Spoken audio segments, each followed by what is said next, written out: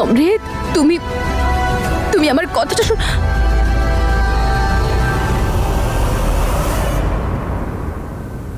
না জেসমিন, তুমি আমার সাথে এরকম করতে পারো না। তুমি আমার সাথে অন্যায় করেছো।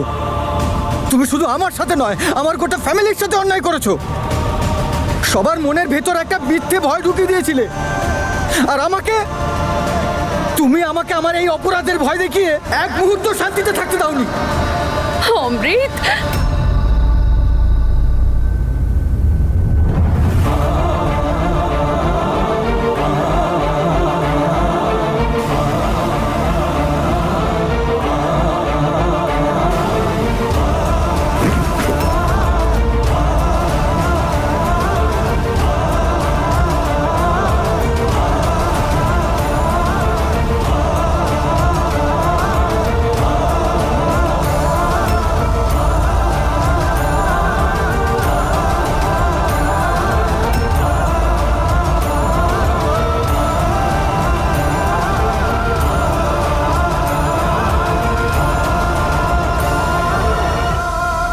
এবার বলো বলো সবাইকে সত্যি কথাটা কি। কি হয়েছে অমৃত? এখনো কি করেছে?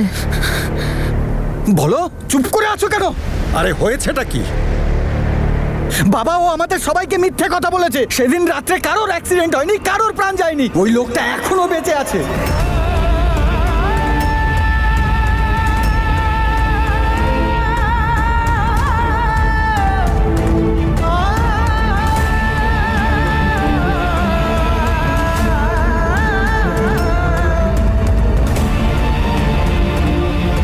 হয়তো এটা রিয়েলাইজ করতে পারবে যে অমৃত ওর জীবনে মিথ্যে দিয়ে নয়, ওর ভাগ্যের জন্য এসেছে। আমি তো তনুকে প্রথমেই বলেছিলাম যে ওকে ভরসা করা যায় না। না, আপনারা প্লিজ প্লিজ আমার কথাটা একটু বোঝার চেষ্টা করুন। আমাকে বাজে কথা বন্ধ করো, বেরিয়ে যাও আমার বাড়ি থেকে।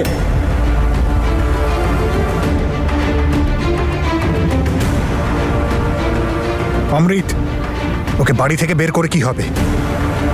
ওরও তো জানা উচিত যে জেল আর পুলিশের ভয়টা আসলে কি। ওর এগেনস্টে ফ্রড আর মেন্টাল হ্যারাসমেন্টের কেস করে জেলে পাঠাই ওকে, তখন বুঝতে পারবে ও।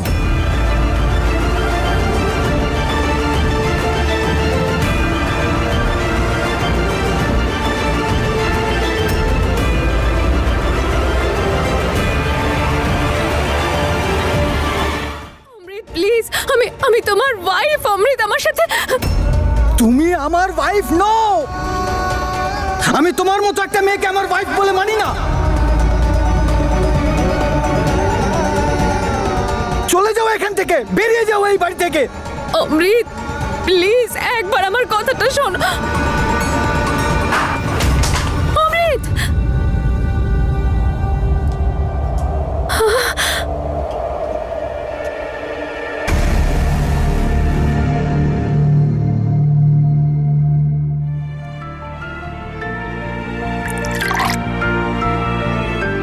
অমৃত তোকে ভালোবাসে জেসমিন, ওর সত্যিটা জানার অধিকার আছে। না না, আমি কিছুতেই পারবো না তনু। I am sorry. আমি বলতে পারবো না অমৃতকে এই সত্যিটা। I am sorry.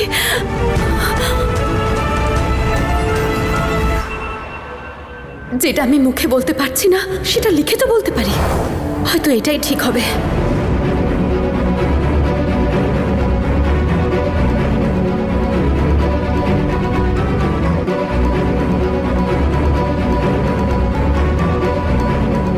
আমি একটা বড় অন্যায় করে ফেলেছি অমৃত।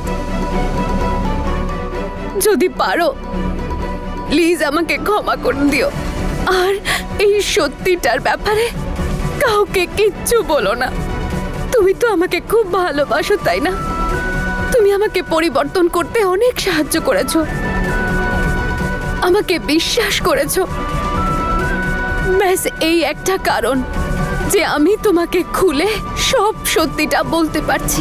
সেই রাতে কোনো অ্যাক্সিডেন্ট হয়নি, কোনো মার্ডারও হয়নি। তোমার হাতে কারোর মার্ডার হয়নি অমৃত। ওই সব আমার বানানো মিথ্যে ছিল। আমি খুব ভালো করে জানি যেটা আমি করেছি সেটা ক্ষমার অযোগ্য। যদি পারো প্লিজ আমাকে ক্ষমা করে দিও।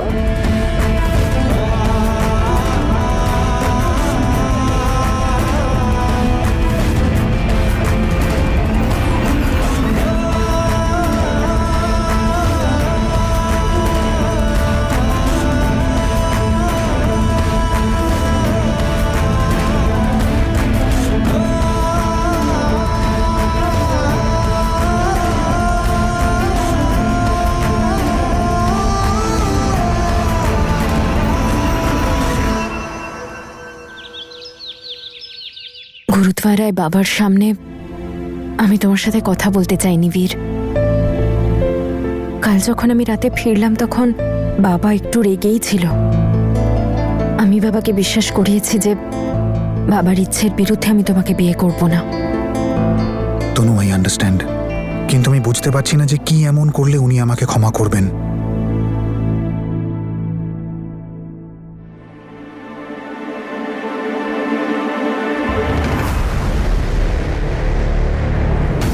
এই ছেলেটাও না, ঘরটা কি নোংরা হয়ে আছে।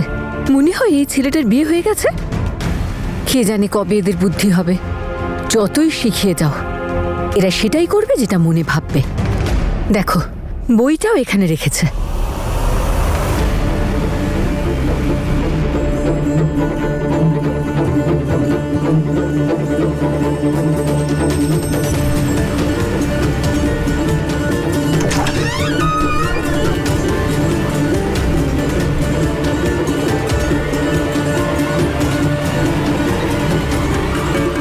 মা, আরে এই ময়লার সাথে তুমি বইটাও ফেলে দেবে নাকি? এটা তো অমৃতের বই। আচ্ছা, আজকে ম্যাচ আছে, আমাকে যেতেই হবে, খুব জরুরি। আমি এলাম। হ্যাঁ, ঠিক আছে। আরে ওর বইটা তো ওর ঘরে দিয়ে দে, নইলে আমার সাথে ঝগড়া করবে।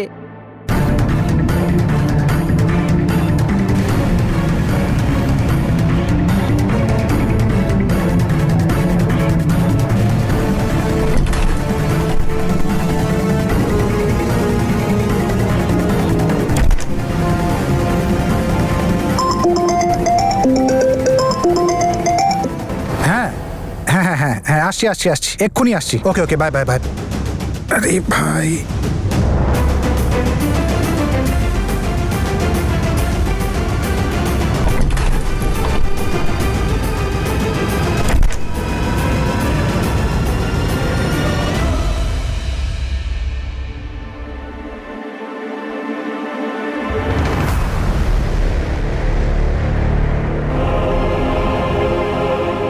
মনে হচ্ছে অমৃত বইটা নিয়ে গেছে।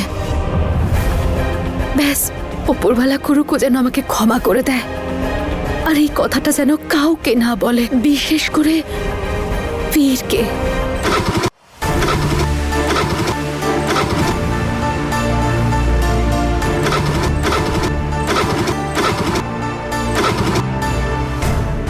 আমি বাবার ইচ্ছের বিরুদ্ধে তোমাকে ভালো তো বাসতে পারি, কিন্তু তোমাকে বিয়ে করতে পারবো না। আমার তনুর থেকে দূরে থাকো।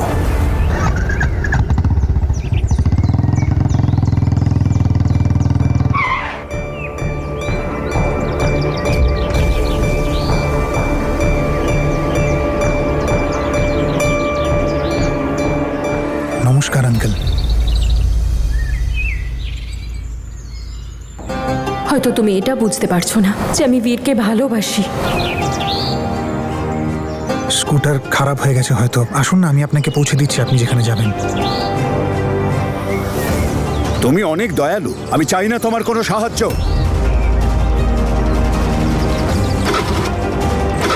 বীর সিং, এত সহজে তুই ক্ষমা পাচ্ছিস না। আমাকেও কলেজ পৌঁছতে হবে। কি করব?